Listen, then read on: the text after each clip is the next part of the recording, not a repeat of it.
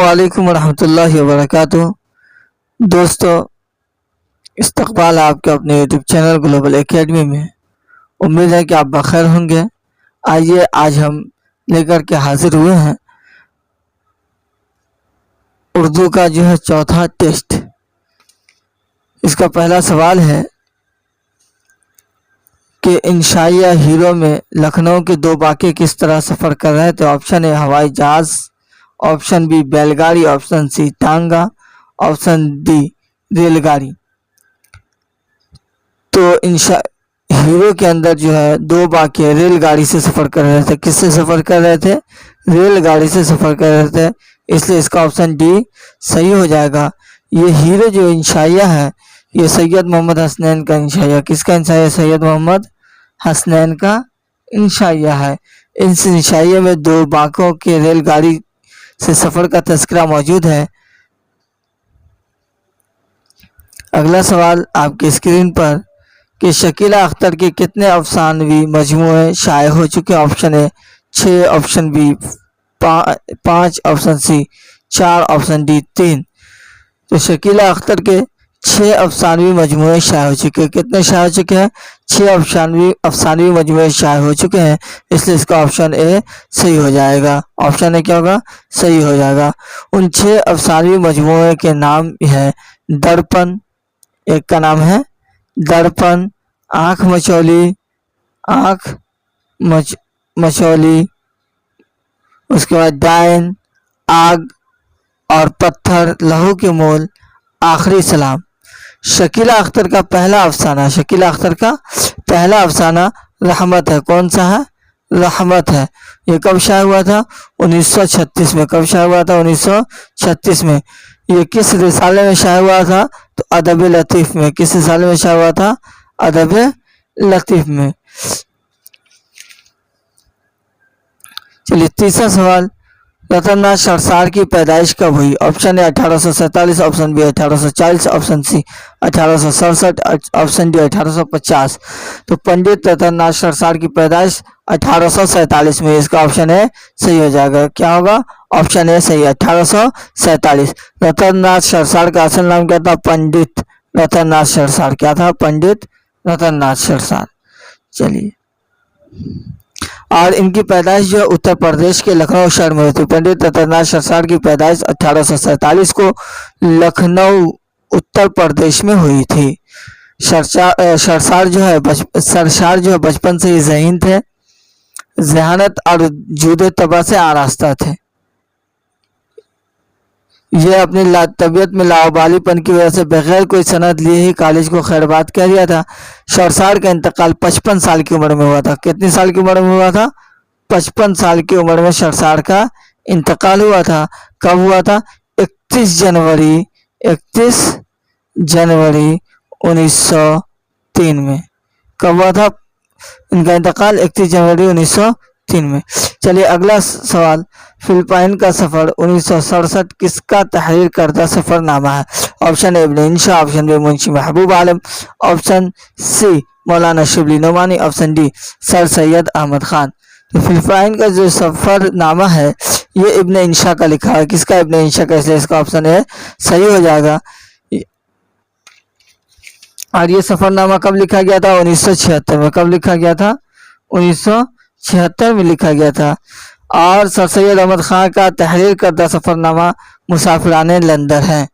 Sir Syed Ahmad Khan की अगर बात करें तो इसका सफ़रनामा क्या है? मुसाफिराने लंदन। इनके सफ़रनामा का नाम क्या है? मुसाफिराने लंदन।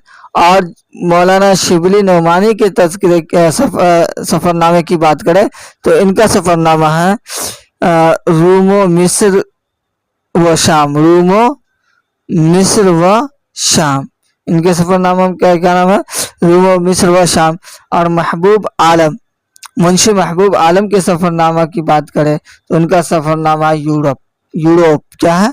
यूरोप। तो याद रखिएगा कि फिलिपाइन का सफ़र किसका सफ़रनामा है? इब्न इंशा का। और सर सैयद अहमद खान का सफ़रनामा कौन सा है? मुसाफिराने लंदन। मौलाना शिबली नोमानी का सफ़रनामा रूमो मिस्र व शाम है। और मुंशी महबूब आलम का तहरीर करदा सफ़रनामा कौन सा? सफ़रनामा यूरोप है। चलिए अगला सवाल, मौलाना विलायत अली सादिक पुरी के नाना का नाम बताएं। मौलाना विलायत अली सादिक पुरी रहमतुल्लाह अलैह के नाना का नाम क्या था? ऑप्शन ए मौलवी एहसान आलम, ऑप्शन बी मौलवी बाकिर, ऑप्शन सी मौलवी रफीउद्दीन, ऑप्शन डी मौलवी रहमतुल्लाह। तो मौलाना विलायत अली के नाना मुहतरम का नाम था मौलवी रफीउद्दीन हुसैन। क्या नाम था? मौलवी रफीउद्दीन हुसैन नाम था, इसलिए इसका ऑप्शन सी सही हो जाएगा। कौन सा ऑप्शन सही होगा? सी ऑप्शन सही हो जाएगा। और मौलवी रफीउद्दीन हुसैन जो है सूबा बिहार के आखिरी नाजिम थे। सूबा बिहार के क्या थे? आखिरी नाजिम थे। चलिए अगला सवाल आपके स्क्रीन पर, मौलाना हाली का इंतकाल कब हुआ? Option A 31 December 1918, option B 31 December 1915, option C 31 December 1914, option D 31 दिसंबर 1938। तो मौलाना हाली का इंतकाल 31 दिसंबर 1914 को हुआ था। कब हुआ था? 31 दिसंबर 1914 को हुआ था, इसलिए इसका ऑप्शन सी सही होगा। कौन सा ऑप्शन सही होगा?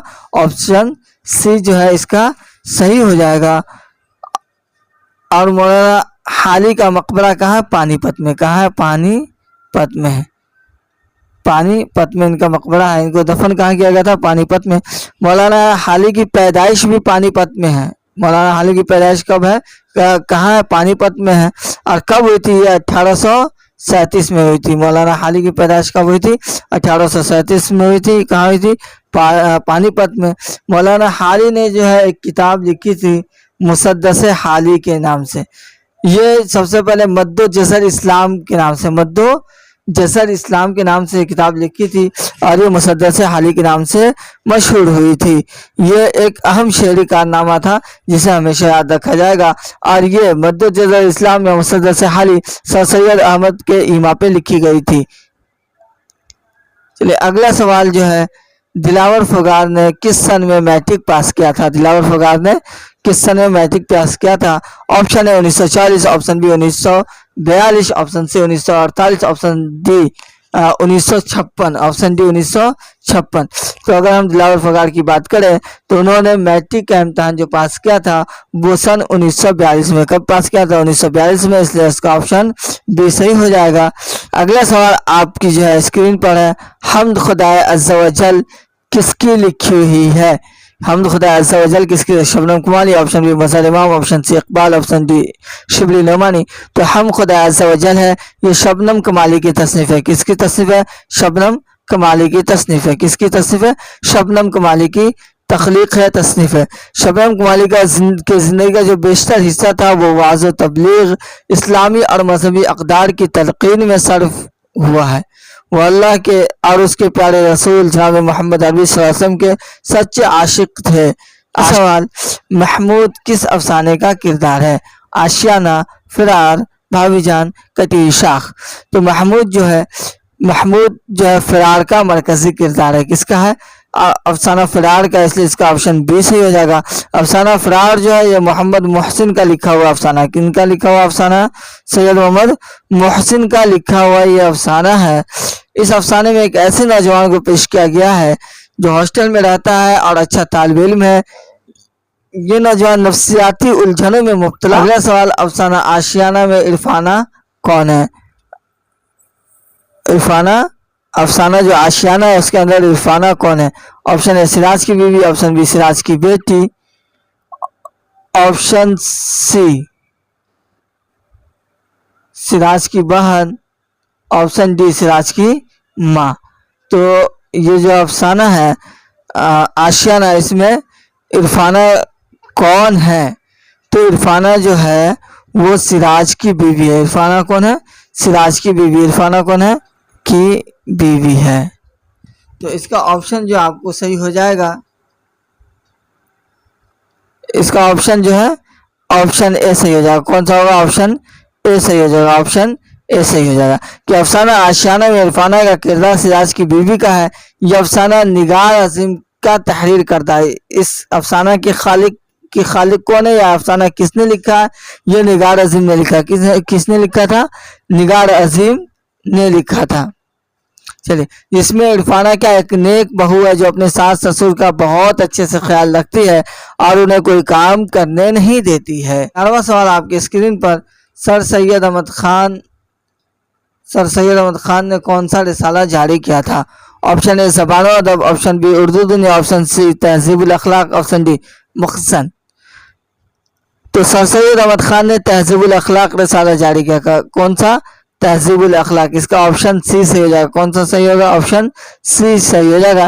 یہ پہلی بار 1870 میں، یہ پہلی بار کب شائع ہوا تھا؟ 1870 میں۔ یہ پہلی بار 1870 میں بنارس سے شائع ہوا تھا۔ کہاں سے شائع ہوا تھا؟ بنارس سے شائع ہوا تھا۔ یہ رسالہ 3 بار بند ہوا۔ یہ رسالہ جو ہے 3 بار بند ہوا۔ کتنی بار بند ہوا؟ 3 بار یہ رسالہ بند ہوا۔ چلیے، اس رسالے میں سماجی، تہذیبی اور ادبی مضامین شائع ہوتے تھے۔ اگلا سوال آپ کی اسکرین پر ہے، والدہ کے انتقال کے بعد بھیم راؤ امبیڈکر کی پرورش کس نے کی؟ والدہ کے انتقال کے بعد بھیم راؤ امبیڈکر کی پرورش کس نے کی؟ آپشن اے پھوپھی نے، آپشن بی خالہ نے، آپشن سی دادی نے، آپشن ڈی بہن نے۔ تو بھیم راؤ امبیڈکر کے انتقال کے بعد ان کی پرورش جو ہے ان کی پھوپھی نے کی تھی۔ کس نے کی تھی؟ پھوپھی نے، اس لیے آپشن اے صحیح ہو جائے گا۔ ان کی پھوپھی نے ان کی پرورش کی تھی۔ بھیم راؤ 6 سال کے تھے کہ ان کی والدہ، جس وقت بھیم راؤ کی والدہ کا انتقال ہوا بھیم راؤ 6 سال کے تھے۔ کتنے سال کے تھے؟ 6 سال کے تھے۔ بھیم راؤ کتنے سال کے تھے؟ 6 سال۔ اگلا سوال آپ کی اسکرین پر ہے، ہندوستان میں گپت عہد کو کیسا دور کہا جاتا ہے؟ گپت عہد کو کیسا دور کہا جاتا ہے؟ آپشن اے ترقی پسند دور، آپشن بی جمہوری دور، آپشن سی تاریخ دور، آپشن ڈی سنہری دور۔ ہندوستان کی قدیم تاریخ میں گپت دور کو سنہرا یا سنہری دور کہا جاتا ہے۔ کون سا؟ اس لیے اس کا آپشن ڈی صحیح ہو جائے گا۔ آپشن ڈی صحیح ہو جائے گا۔ اس دور کے جو حکمران تھے نہ صرف علم دوست اور انصاف پسند تھے بلکہ عالموں اور سائنسدانوں کی سرپرستی بھی کرتے تھے۔ چلیے، اگلا سوال آپ کی اسکرین پر، غالب کہاں پیدا ہوئے؟ ممبئی میں، option B Agra, option C Delhi, option D Faizabad میں۔ ممبئی، غالب کہاں پیدا ہوئے؟ تو غالب کی پیدائش آگرہ میں ہوئی تھی۔ کہاں ہوئی تھی؟ آگرہ میں ہوئی تھی، اس لیے آپشن بی صحیح ہو جائے گا۔ آپشن بی صحیح ہو جائے گا۔ غالب کی پیدائش کب ہوئی تھی دوستو؟ تو 1797 میں ہوئی تھی۔ کب ہوئی تھی غالب کی پیدائش؟ 1797 میں ہوئی تھی۔ مرزا غالب اردو فارسی دونوں زبان کے ماہر تھے۔ انہوں نے شاعری کے علاوہ خطوط نویسی کو بھی الگ پہچان دی ہے۔ ان کے خطوط کے 2 مجموعے عہد ہندی اور اردو معلیٰ شائع ہو چکے ہیں۔ چلیے، اگلا سوال آپ کی اسکرین پر، مولوی سید مقبول احمد صمدانی کے نام لکھے خط میں مہدی افادی نے کیا ذکر کیا ہے؟ مقبول احمد صمدانی کے نام لکھے خط میں مہدی افادی نے کیا ذکر کیا ہے؟ آپشن اے عمر کے تقاضوں کا، آپشن بی اپنے اہل خانہ کا، آپشن سی اپنے دوستوں کا، آپشن ڈی ان میں سے کوئی نہیں۔ تو مہدی افادی نے اپنے دوست مولوی سید مقبول احمد صمدانی کو لکھے خط میں عمر کے تقاضوں کا ذکر کیا۔ کس کے تقاضوں کا؟ عمر کے تقاضوں کا، اس لیے اس کا آپشن اے صحیح ہو جائے۔ محمد مقبول دونوں ہی، مولوی سید محمد مقبول کیا تھے؟ دونوں حاجی تھے۔ اپنے خط میں انہوں نے دیرینہ یادوں کا بھی ذکر کیا اور اپنے دلی جذبات کا اظہار کیا۔ ایک جگہ وہ لکھتے ہیں کہ اب وہ پہلا سا جوبن کہاں، وہ کساؤ اور رکھ رکھاؤ کہاں۔ چلیے، اس کو یاد رکھیے گا۔ اگلا سوال، چکبست کہاں پیدا ہوئے؟ چکبست کہاں پیدا؟ Option A Agra, option B Faizabad, option C Lucknow, option D Kanpur. تو چکبست کی پیدائش فیض آباد میں ہوئی تھی۔ کہاں تھی؟ فیض آباد میں، اس لیے آپشن بی صحیح ہو جائے گا۔ اچھا، چکبست فیض آباد میں کب پیدا ہوئے تھے؟ تو دوستو یہ 1882 میں پیدا ہوئے تھے۔ کب پیدا ہوئے تھے؟ 1882 میں پیدا ہوئے تھے۔ چکبست کے آبا و اجداد چونکہ لکھنؤ سے تعلق رکھتے تھے اس لیے یہ بچپن میں ہی لکھنؤ چلے گئے۔ چلیے، اگلا سوال آپ کی اسکرین پر، ندا فاضلی کہاں پیدا ہوئے؟ Option A Patna, option B Mumbai, option C Gwalior, option D Jaipur. تو ندا فاضلی جو گوالیار میں پیدا ہوئے۔ کہاں پیدا ہوئے؟ گوالیار میں۔ آپشن سی سے ہو جائے گا۔ اب سوال آئے گا ندا فاضلی کب پیدا ہوئے؟ تو ندا فاضلی 1938 میں پیدا ہوئے۔ کب پیدا ہوئے؟ 1938 में पैदा हुए। और जब पैदा हुए तो इंतकाल भी हुआ होगा, तो निदा फाजली का इंतकाल कहाँ हुआ? तो मुंबई में हुआ था। कहाँ हुआ था निदा फाजली का इंतकाल? मुंबई में हुआ था। मुंबई में कब हुआ था? तो 2016 में हुआ था। मुंबई में 2016 में निदा फाजली का इंतकाल हुआ था। उर्दू शेर व अदब में निदा फाजली एक खास मकाम रखते हैं। हिंदी फिल्मों के लिए भी निदा फाजली ने कई मशहूर नगमे लिखे हैं। चलिए अगला सवाल आपकी स्क्रीन पर, गालिब ने किसकी मौत पर मरसिया लिखा? ऑप्शन है Arif, option B Nasir, option C Rashid, option D Zakir. तो गालिब ने जो मरसिया लिखा था वो आरिफ की मौत पर मरसिया लिखा था। किसकी मौत पर? आरिफ की मौत पर मरसिया लिखा था, इसलिए ऑप्शन ए सही हो गया। आरिफ का पूरा नाम था जैनुल आबिदीन खान आरिफ। जैनुल आबिदीन खान आरिफ। चलिए जो गालिब का भांजा था और कम उम्र में ही उसका इंतकाल हो गया था। अगला सवाल, नसीम कहाँ पैदा हुए? Option A Delhi, option B Deccan, option C Lucknow, option D Patna. तो नसीम कहाँ, दयाशंकर नसीम कहाँ पैदा हुए थे? लखनऊ में पैदा हुए। कहाँ पैदा हुए थे? लखनऊ। कब पैदा हुए थे दोस्तों? 1811 में पैदा हुए थे। कब पैदा हुए थे? 1811 में पैदा हुए थे। उनकी पैदाइश का जमाना अमजद अली शाह का था। उनकी पैदाइश जब हुई तो कौन सा जमाना था? अमजद अली शाह का जमाना था। नसीम महज 34 साल की उम्र पाई थी। नसीम कितने साल की उम्र पाई थी? 34 साल, सिर्फ और सिर्फ 34 साल की उम्र पाई थी। 1845 में नसीम जी का जो है इंतकाल हो गया था। उन्होंने गुलजारे नसीम, नसीम ने कौन की जो मसनवी है, उन्होंने गुलजारे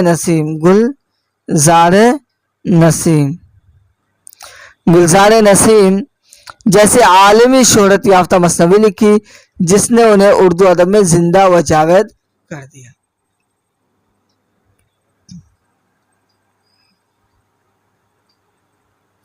चलिए अगला सवाल आपकी स्क्रीन पर है कि हसन नईम की वफात कब हुई? हसन नईम की वफात कब हुई? Option A 22 February 1993, option B 22 March 1992, option C 22 February 1991, option D 22 मार्च 1990। तो दोस्तों हसन नईम की वफात 22 फरवरी 1991 में हुई थी। कब हुई थी? 22 फरवरी 1991 में, इसलिए ऑप्शन सी इसका सही हो जाएगा। और कहाँ हुई थी? तो मुंबई में हुई थी। कहाँ हुई थी इनकी वफात? तो मुंबई में हुई थी। इनका सिलसिला नसब हजरत मखदूम के वास्ते से हजरत अली तक पहुंचता है। चलिए इस्लाम मछली शायरी की शेरी सिंफ से ताल्लुक होता है। ऑप्शन ए गीत, ऑप्शन बी मरसी, ऑप्शन सी गजल, ऑप्शन डी नज़्म, इसलिए ऑप्शन ए सही हो जाएगा। इस्लाम मछली शायरी का असल नाम था अब्दुस्सलाम। इनका असल नाम क्या था? अब्दुस्सलाम। ये मछली शहर जौनपुर जो यूपी का कस्बा है, वहाँ 1921 में पैदा हुए थे। कब पैदा हुए थे? 1921 में पैदा हुए थे। चलिए अगला सवाल आपके स्क्रीन पर कि तेरे होते हुए महफिल में जलाए जाते हैं चिराग, लोग क्या सादा है सूरज को दिखाते हैं चिराग। शायर का नाम बताइए। मतलब ये शेर किस शायर का है? ऑप्शन ए मुबारक अजीम आबादी, option B Ahmad Faraz, option C Hasan Naeem, option D Irfan Siddiqui. तो मज़कूरा शेर जो है अहमद फराज का है। किसका? अहमद फराज का, इसलिए ऑप्शन बी सही हो जाएगा। अहमद फराज उर्दू के मशहूर और मारूफ शायर है। वो बुनियादी तौर पर रूमानी मिजाज के शायर हैं। हुस्न इश्क उनकी शायरी का महवर है। हुस्न इश्क क्या उनकी शायरी का महवर है। चलिए अगला सवाल आपकी स्क्रीन पर, यादें किस शायर के मजमूए कलाम का नाम है? Option A Makhdoom Mohiuddin, option B Akhtar Iman, option C Sikandar Ali वजद, option D नज़म तबा तबाई।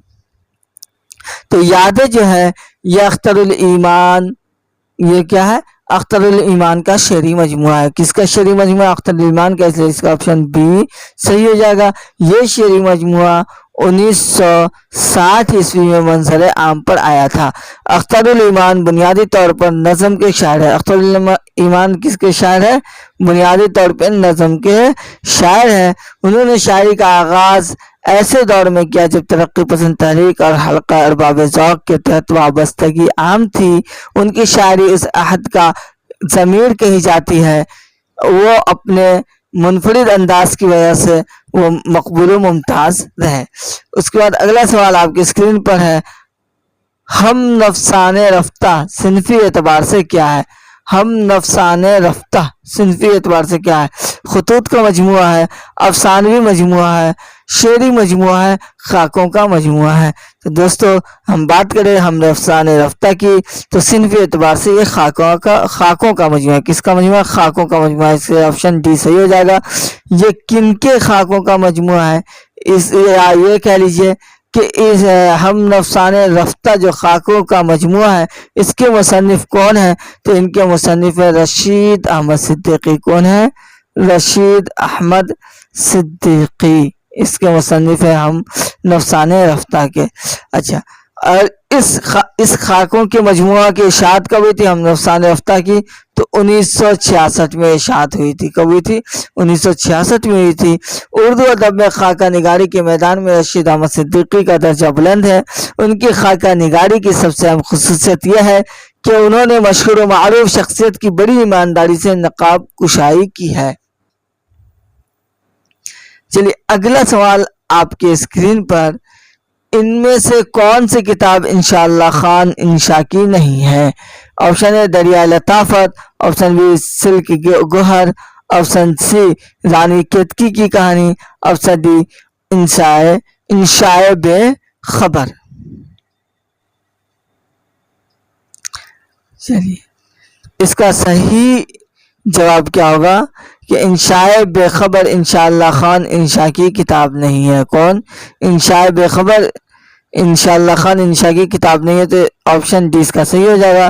تو دوستو اگر انشاءاللہ خان انشا کی کتاب انشائے بے خبر نہیں ہے تو کن کی کتاب ہے؟ تو ان کے مصنف ہے خواجہ غلام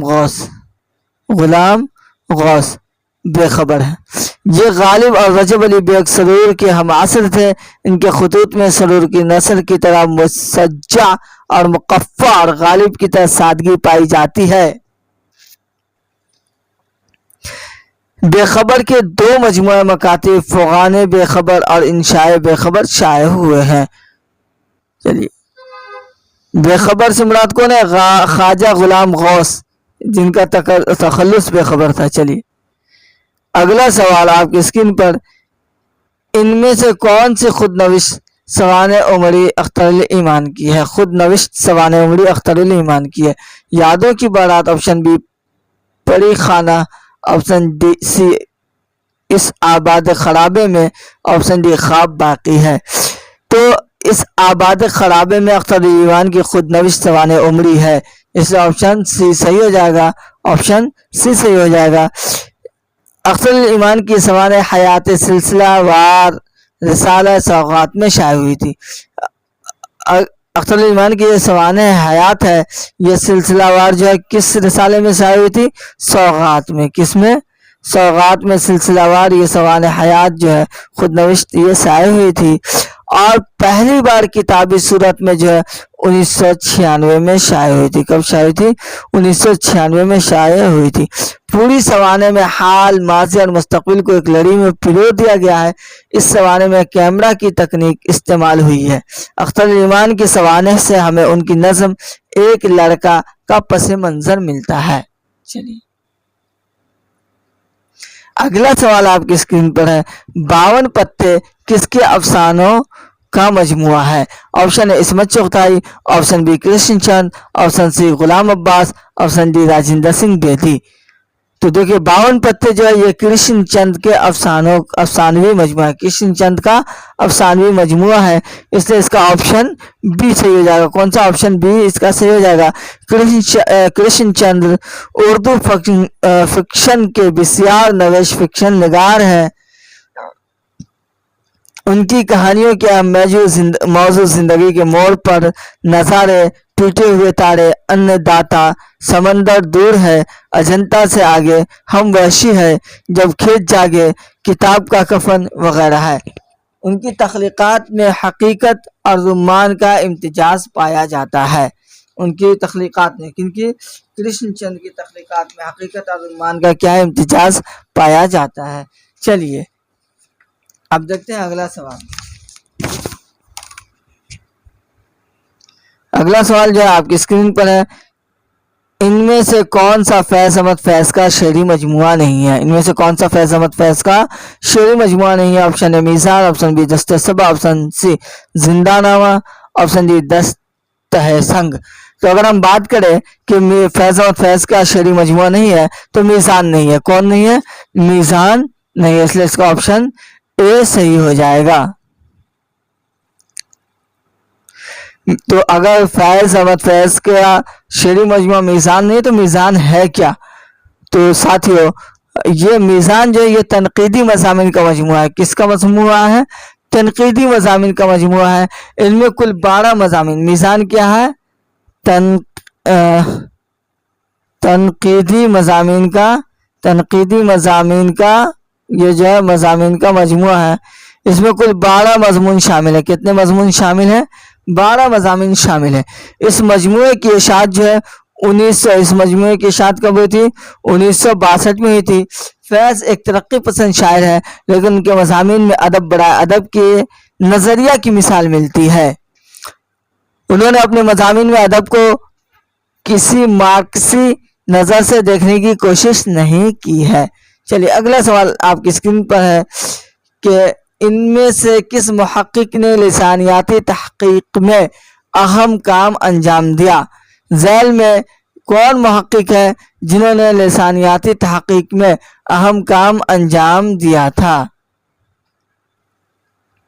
چلیے آپشن اے اس کا ہے مسعود حسین خان، آپشن بی مسعود حسین رضوی ادیب، آپشن سی امتیاز علی خان عرشی، آپشن ڈی تنویر احمد علوی۔ تو دیکھیے مسعود حسین خان نے لسانیاتی تحقیق میں اہم کام انجام دیا۔ کس نے؟ مسعود حسین خان نے، اس لیے اس کا آپشن اے صحیح ہو جائے گا۔ اس کا آپشن اے کیا ہوگا؟ صحیح ہو جائے گا۔ وہ اردو زبان و ادب کی ایک قد آور شخصیت ہے۔ شعر و سخن سے لے کر تحقیق و تنقید، دکنی و دکنیات، لسانیات و صوتیات، اسلوبیات، تقبالیات اور سوانح حیات تک اردو ادب کی تاریخ میں ان کی غیر معمولی نقوش پائے جاتے ہیں۔ انہوں نے ابتدا میں لسانی تحقیق کی، لیکن بحیثیت پروفیسر ادبی تحقیق اور اردو قدیم کی جانب دلچسپی لی۔ چلیے اگلا سوال آپ کی اسکرین پر ہے، ان میں سے کون سی کتاب غالب کے اردو خطوط پر مشتمل ہے؟ غالب کے اردو خطوط پر مشتمل ہے۔ دستمبو، آپشن بی پنج آہنگ، آپشن سی قاطع برہان، آپشن ڈی عود ہندی۔ تو عود ہندی غالب کے اردو خطوط کا مجموعہ، عود ہندی کیا؟ غالب کے اردو خطوط کا مجموعہ، اس لیے اس کا آپشن ڈی صحیح ہو جائے گا۔ آپشن ڈی صحیح ہو جائے گا۔ غالب نے اردو اور فارسی دونوں میں خطوط رقم کیے۔ ان کے خطوط اردو نثر کی بہترین مثال ہے۔ صنف مکتوب نگاری میں غالب کے خطوط کو نمایاں مقام حاصل ہے۔ عود ہندی کے ساتھ ساتھ اردو معلیٰ بھی غالب کے خطوط کا مجموعہ ہے۔ غالب نے اپنے خطوط کے ذریعے اردو نثر میں ایک نئے طرز اور اسلوب کی بنیاد ڈالی، جس کے وہ خود موجد بھی تھے اور خاتم بھی تھے۔ غالب کا ایک قول ہے کہ میں نے مراسلہ کو مکالمہ بنا دیا۔ زمانی اعتبار سے صحیح ترتیب کی نشاندہی کیجیے۔ آپشن اے ترقی پسند تحریک، جدیدیت، رومانی تحریک، علی گڑھ تحریک، آپشن بی رومانی تحریک، علی گڑھ تحریک، ترقی پسند تحریک، جدیدیت، آپشن سی علی گڑھ تحریک، ترقی پسند تحریک، رومانی تحریک، جدیدیت، آپشن ڈی علی گڑھ تحریک، رومانی تحریک، ترقی پسند تحریک، جدیدیت۔ تو اگر سوال نمبر 31 کو اگر دیکھیں کہ زمانی اعتبار سے صحیح ترتیب کون ہے، تو زمانی اعتبار سے صحیح ترتیب ہوگی علی گڑھ تحریک، رومانی تحریک، ترقی پسند تحریک اور جدیدیت۔ اور کیا ہوگی؟ جدیدیت۔ یہ زمانی اعتبار سے صحیح ہوگی۔ یہ زمانی اعتبار سے کیا صحیح ہے؟ زمانی اعتبار سے سب سے پہلے علی گڑھ تحریک ہے، اس کے بانی سر سید احمد خان ہے۔ زمانی اعتبار سے سب سے پہلے کیا؟ علی گڑھ تحریک ہے، جس کے بانی کون ہے؟ سر سید احمد خان ہے۔ ये तहरीक उनकी सियासी, मजहबी, समाजी, इल्मी व आदमी काविशों का नतीजा है। अलीगढ़ तहरीक एक इस्लाही तहरीक है जिसके रद्द अमल में रूमानी तहरीक वजूद में आई थी। जिसके रद्द अमल में कौन सी तहरीक वजूद में आई थी? रूमानी तहरीक वजूद में आई थी, जिसमें जज्बा और तखय्युल पर जोर दिया गया था। तरक्की पसंद तहरीक के ज़ेर असर अदब और फन को रिजात परस्तों से निजात दिलाकर हकीकत निगारी को फरोग दिया गया। जदीदियत का चलन 1960 के बाद शुरू हुआ है। जदीदियत का चलन कब शुरू हुआ है? 1960 के बाद शुरू हुआ है। जदीदियत के पस मंजर में वजूदियत की फिक्री तहरीक कार फरमा है। तो इन बातों से हमें पता चलता है कि सबसे पहले क्या थी? अलीगढ़ तहरीक आई, फिर उसके बाद क्या? रूमानी तहरीक आई, फिर तरक्की पसंद तहरीक आई, फिर जदीदियत तहरीक आई। तो इसलिए ऑप्शन डी इसका सही हो जाएगा। कौन सा सही होगा? ऑप्शन डी हो जाएगा। अलीगढ़ तहरीक, रूमानी तहरीक, तरक्की पसंद तहरीक और फिर जदीदियत। जदीदियत कब आई थी? 1960 में। जदीदियत कब आई थी? 1960 में। चलिए अगला सवाल आपकी स्क्रीन पर, मसनवी शहर सूरत किसकी तख्लीक है? मसनवी शहर सूरत किसकी तख्लीक है? Option A Ahmad Gujarati, option B गव्वासी, option C Siraj, option D वली दकनी। तो दोस्तों मसनवी शहर सूरत वली दकनी की तख्लीक है। किसकी तख्लीक है? वली दकनी की। इसलिए ऑप्शन डी इसका सही हो जाएगा। शाह मोहम्मद वलीउल्लाह, जो वली दकनी और वली गुजराती के नाम से याद किए जाते हैं। वली दकनी और वली गुजराती के नाम से याद किया। वली दकनी का असल नाम क्या था? शाह मोहम्मद वलीउल्लाह था, जिसको लोग वली दकनी और वली गुजराती के नाम से याद कर आदम कहा जाता है। शुमाली हिंद की बात करें तो वहाँ वली को क्या उर्दू शायरी का बाबा आदम कहा जाता है, क्योंकि उनके शेर व शुऊर ने दिल्ली के शायरों को मुतासिर किया। वली का कमाल यह है कि उन्होंने शिमाली हिंद की ज़बान को दक्कनी अदब की तवील रवायत से मिलाकर एक नया रंग पैदा किया। वली ने गैर हकीकी किस्सा को नुमाया करने के बजाय अटल हकीकतों को जाहिर किया। आगे चलकर इस तहरीक को सिराज औरंगाबादी ने भी इस्तेमाल किया। चलिए अगला सवाल आपका जो है आपकी स्क्रीन पर है कि कौन सा बयान दुरुस्त है? कौन सा बयान दुरुस्त है? गंजहाय गिरा माया सैयद अहमद खान की तसनीफ है। हाली अलीगढ़ तहरीक के मुखालिफ थे। मिर्ज़ा गालिब का ज़ाद बूम दिल्ली है। प्रेमचंद ने अफसाना कफन उर्दू में तख्लीक किया है। कौन सा बयान दुरुस्त है? सवाल नंबर 33 का जवाब होगा कि प्रेमचंद ने अफसाना कफन उर्दू में तख्लीक किया। प्रेमचंद ने अफसाना कफन किस में तख्लीक किया? उर्दू में तख्लीक किया है। इसलिए ऑप्शन डी इसका सही हो जाएगा। कौन सा सही हो जाएगा? ऑप्शन डी इसका सही हो जाएगा। बाकी तीन के तीन जो ऊपर ऑप्शन ए और बी और सी और तीनों के तीनों क्या है? गलत है। क्या है? गलत है। यह अफसाना प्रेमचंद का मशहूर मकबूल अफसाना है जो महानामा जामिया में, जो महानामा किसमें? जामिया में 1935 में पहली बार उर्दू ज़बान में शाया हुआ था। चंद माह के बाद यह अफसाना महानामा चांद में जो है अप्रैल 1936 के शुमारे में हिंदी ज़बान में शाया हुआ। यह अफसाना दोनों ज़बान में शाया हुआ, लेकिन इनके मतून में कहीं कहीं ज़बान बयान की तब्दीली पाई जाती है, लेकिन अफसाना का तासुर मजरूह नहीं होता। चलिए अगला सवाल आपकी स्क्रीन पर,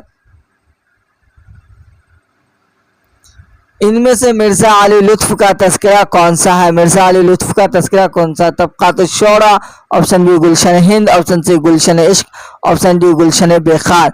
तो मिर्ज़ा अली लुत्फ़ का जो तज़किरा है वो गुलशन हिंद है। क्या है? गुलशन हिंद है। मिर्ज़ा अली लुत्फ़ का तज़किरा कौन सा है? गुलशन हिंद है। इसलिए ऑप्शन बी इसका सही हो जाएगा। गुलशन हिंद बी से। शोरा उर्दू के तज़किरों को उर्दू ज़बान का पहला तज़किरा ख्याल करते हैं। शोरा उर्दू इस तज़किरे को, गुलशन हिंद जो है ये उर्दू ज़बान का पहला शायर क्या है? पहला तज़किरा ख्याल किया जाता है, जो फारसी की बजाय उर्दू ज़बान में लिखा गया था। मिर्ज़ा अली लुत्फ़ ने इसे 1801 में मुकम्मल किया। कब क्या था? 1801 ईस्वी में मुकम्मल किया था। ये तज़किरा दरअसल गुलज़ार इब्राहिम का तर्जुमा है। ये तज़किरा किसका तर्जुमा है? गुलज़ार इब्राहिम का तर्जुमा है। ये तज़किरा किसका तर्जुमा है? गुलज़ार इब्राहिम का तर्जुमा है। ڈاکٹر فرمان فتح پوری نے سید حیدر بخش حیدری کے تذکرہ حیدری جس کا دوسرا نام گلشن ہند بھی ہے کو اردو زبان میں شعراء ریختہ کا پہلا تذکرہ قرار دیا ہے۔ چلیے اگلا سوال جو ہے آپ کی اسکرین پر تصویر درد کس شاعر کی تخلیق ہے؟ Option A Anis, option B Iqbal, option C Faiz, option D Josh ملیح آبادی جوش کی۔ تو تصویر درد جو ہے یہ علامہ اقبال کی تخلیق ہے۔ کس کی؟ علامہ اقبال کی، اس لیے اس کا آپشن بی صحیح ہو جائے گا۔ کون سا صحیح ہوگا؟ آپشن بی صحیح ہو جائے گا۔ یہ اقبال کے نظم کے مجموعے بانگ درا میں شامل ہے۔ یہ نظم جو ہے تصویر درد جو یہ نظم ہے یہ اقبال کے کون سے مجموعے میں شامل ہے؟ تو بانگ درا میں۔ کون سے مجموعے میں شامل ہے؟ بانگ درا میں شامل ہے۔ اقبال نے یہ نظم جوانی کے دور میں لکھی تھی۔ کب لکھی تھی؟ جوانی کے دور میں۔ وہ ہندوستان میں ہندو مسلم اتحاد کے قائل تھے۔ اس نظم کا ہر شعر اس بات کی گواہی دیتا ہے کہ وہ آزادی کا ایک ایسا دستہ تیار کرنا چاہتے تھے جو ہندوؤں اور مسلمانوں کے اتحاد پر مشتمل ہو، جو انگریزوں کو ہندوستان سے نکال باہر کرے۔ نظم میں زندگی کے دکھوں کا مداوع صبر اور تحمل میں پوشیدہ بتایا گیا ہے۔ اقبال کی نظم انسانی دکھوں کی بہترین دوداد ہے۔ اگلا سوال آپ کے اسکرین پر، یہ شعر کس کا ہے؟ یہ شعر کس کا ہے؟ کون سا شعر بھائی؟ رات بھر دیدہ نمناک میں لہراتے ہیں، سانس کی طرح آپ آتے رہے جاتے رہے۔ آپشن اے جگر مراد آبادی، آپشن بی ناصر کاظمی، آپشن ڈی مخدوم محی الدین، آپشن ڈی شاذ تمکنت۔ تو یہ شعر مخدوم محی الدین کی نظم انتظار سے ماخوذ ہے۔ یہ شعر کس کا؟ مخدوم محی الدین کا ہے، اس لیے آپشن سی صحیح ہو جائے گا۔ یہ شعر مخدوم محی الدین کے کس نظم سے ہے ماخوذ ہے؟ تو انتظار سے۔ کس نظم سے ماخوذ ہے؟ انتظار سے ماخوذ ہے۔ مخدوم اردو دنیا کے مشہور و معروف ترقی پسند شعراء میں شمار ہے۔ انہوں نے شعر گوئی کا آغاز جامعہ عثمانیہ میں گریجویشن کی تعلیم کے دوران کیا۔ ان کا پہلا مجموعہ کلام سرخ سویرا، ان کا پہلا مجموعہ کلام کیا ہے؟ سرخ سویرا کے نام سے شائع ہوا۔ دوسرا گل تر، دوسرا کس کے نام سے شائع ہوا؟ گل تر کے نام سے 1961 میں منظر عام پہ آیا۔ کتنا کب آیا تھا؟ 1961 میں منظر عام پہ آیا تھا۔ کون سا؟ گل تر۔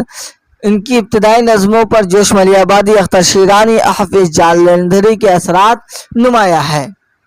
ان کے نظموں میں طور، وہ، انتظار، لمحہ، رخصت، جوانی، آتش کدہ بہترین تخلیقات ہیں۔ چلیے اگلا سوال آپ کے اسکرین پر، سندر لال کس مشہور افسانے کا کردار ہے؟ سندر لال کس مشہور افسانے کا کردار ہے؟ آپشن اے حد تک، option B Thanda Gosht, option C Lajwanti, option D Zindagi ke موڑ پر۔ تو سندر لال جو ہے کس افسانے کا کردار ہے؟ تو سندر لال جو ہے افسانہ لاجونتی کا کردار ہے۔ کس کا؟ لاجونتی کا کردار ہے، اس لیے آپشن سی اس کا صحیح ہو جائے گا۔ آپشن سی صحیح ہو جائے گا۔ اور یہ افسانہ جو ہے تقسیم ہند کے پس منظر میں لکھا گیا افسانہ ہے۔ کس تقسیم ہند کے پس منظر میں لکھا گیا افسانہ ہے۔ اس کا مرکزی کردار پنجاب کے دیہات کی رہنے والی لاجو ہے۔ اس کا مرکزی کردار کون ہے؟ پنجاب کے دیہات کی رہنے والی کون ہے؟ لاجو ہے، جسے فرقہ پرستوں نے اغوا کر کے آلودہ کر دیا۔ یہاں اعلیٰ طبقے کو پیش نہیں کیا گیا بلکہ سندر لال اور لاجونتی، رسالو اور نیکی رام جیسے کردار گھریلو اور معمولی ہیں۔ یہ بیدی کا ایک کامیاب افسانہ ہے۔ یہ کن کا افسانہ ہے؟ راجندر سنگھ بیدی کا یہ کامیاب افسانہ ہے۔ اس کے کردار، مکالمہ، منظر نگاری، وحدت تعصب جیسے عناصر ترکیبی کمال کے ہیں۔ چلیے اگلا سوال جو ہے آپ کی اسکرین پر جو ہے سوال نمبر 38، ماہرین لسانیات، سوال نمبر 38 کیا ہے؟ ماہرین لسانیات نے ہند آریائی زبانوں کو کتنے ادواروں میں تقسیم کیا؟ ماہرین لسانیات نے ہند آریائی زبانوں کو کتنے ادوار میں تقسیم کیا؟ چلیے تو ماہرین لسانیات نے ہند آریائی زبانوں کو 3 ادوار میں تقسیم کیا۔ کتنے ادوار میں تقسیم کیا؟ 3 ادوار میں، اس لیے آپشن بی اس کا صحیح ہو جائے گا۔ آپشن بی صحیح ہو جائے گا۔ کیا؟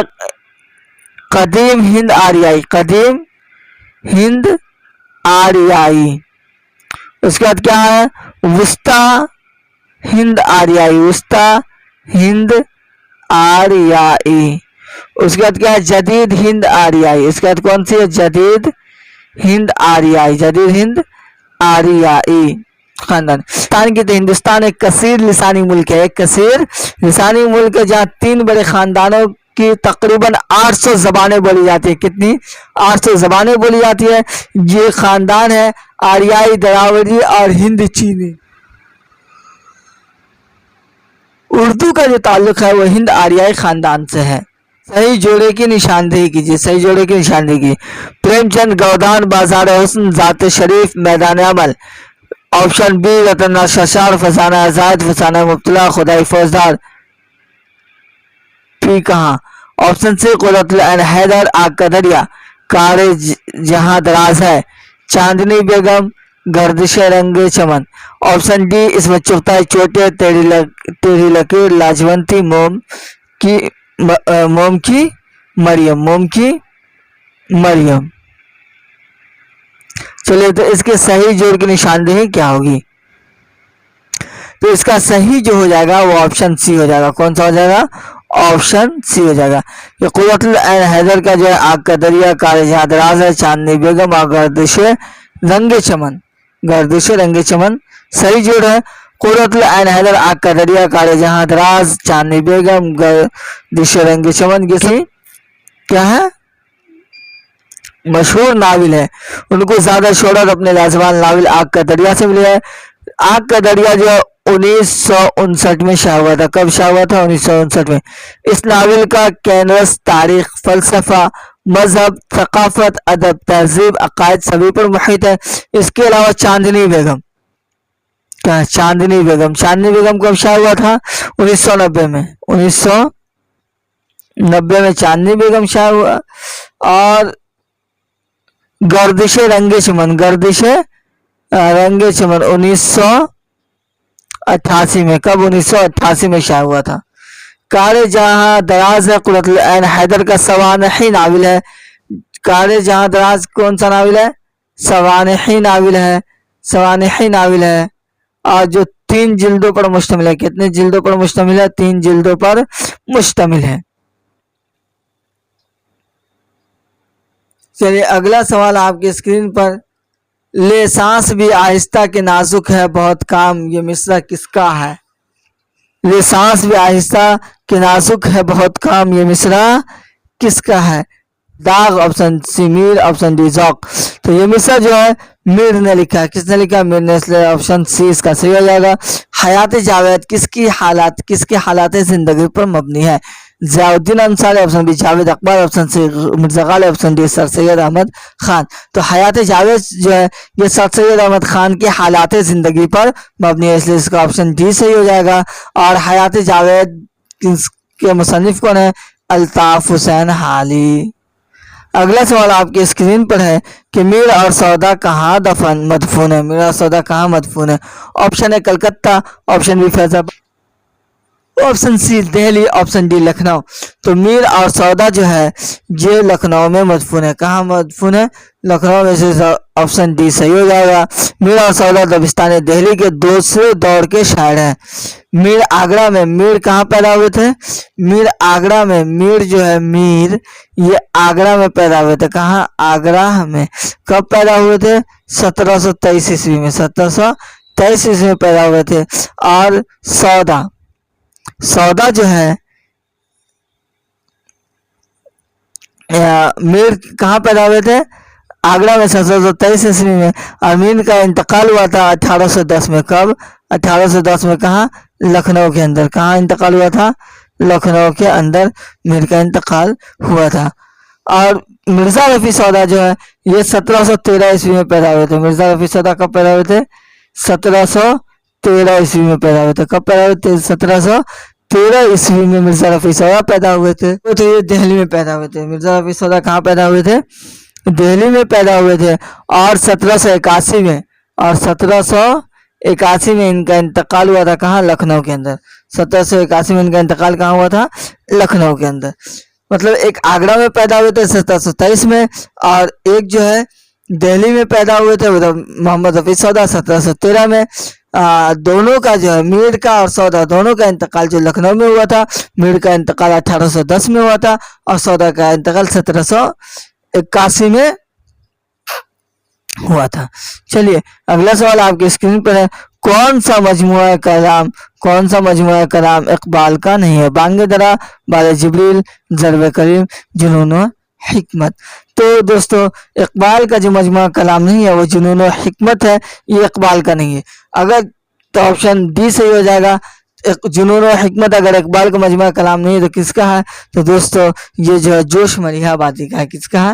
جنون و حکمت جوش ملیح آبادی کا۔ یاد رکھیے گا کہ جنون و حکمت کس کا مجموعہ کلام ہے؟ یہ جوش ملیح آبادی کا ہے کلام ہے۔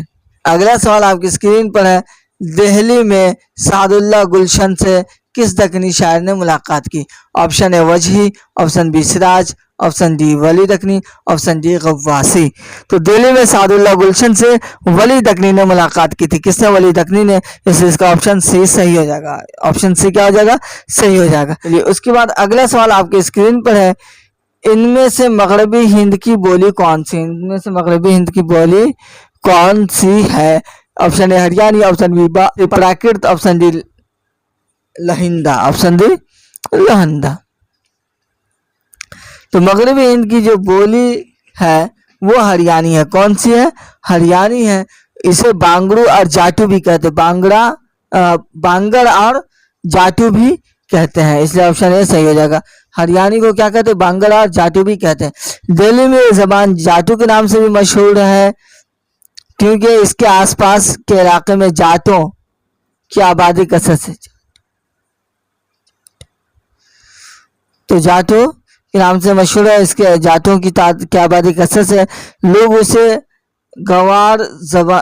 گوارو زبان بھی کہتے ہیں۔ موجودہ صوبہ ہریانہ کی بولی ہے۔ اس کے علاوہ روہتک، حصار، کرنال اور گڑگاؤں میں بھی یہ زبان بولی جاتی ہے۔ چلیے اگلا سوال آپ کی اسکرین پر، داستان کے بارے میں کون سا بیان درست ہے؟ طویل ناول کو داستان کہتے ہیں، داستان کا بنیادی مقصد حقیقت نگاری ہے، داستان میں مافوق الفطرت عناصر سے بھی مدد لی جاتی ہے، داستان میں وحدت تاثر ہوتا ہے۔ دیکھیے دوستو کہ داستان میں وحدت تاثر تو ہوتا نہیں ہے، طویل ناول کو داستان کہتے نہیں ہیں، داستان کا بنیادی مقصد حقیقت نگاری بھی نہیں ہے۔ تو اب آپ کے پاس ایک ہی آپشن بچ گیا کہ داستان میں مافوق الفطرت عناصر سے بھی مدد لی جاتی ہے۔ تو داستان کے اندر جو مافوق الفطرت عناصر سے ہی مدد لی جاتی ہے، اس سے آپشن سی اس کا کیا ہے؟ صحیح ہو جائے گا۔ آپشن سی صحیح ہو جائے گا۔ یہ افسانوی ادب کی قدیم ترین صنف ہے، واقعات کو قوت متخیلہ کے سہارے بیان کرنے کو یہ کیا داستان کہتے ہیں۔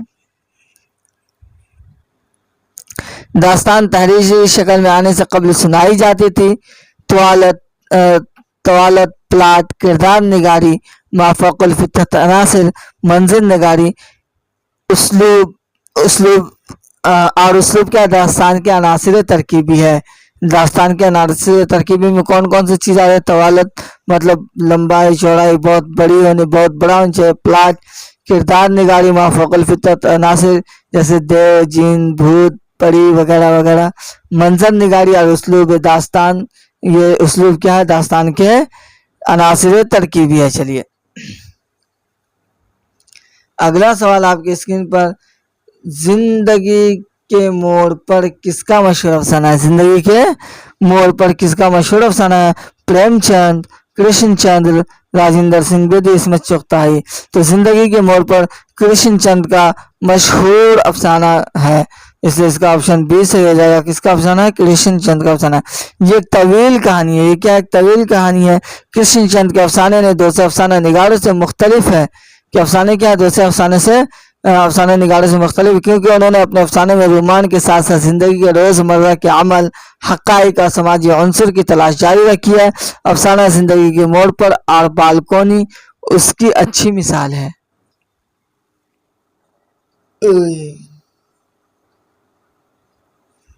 چلیے اگلا سوال، دلی کا دبستان شاعری کس کی تصنیف ہے؟ Noor ul-Hasan, option B Syed Ejaz Hasan, option C Abullah Siddiqui, option D Jameel جالوی۔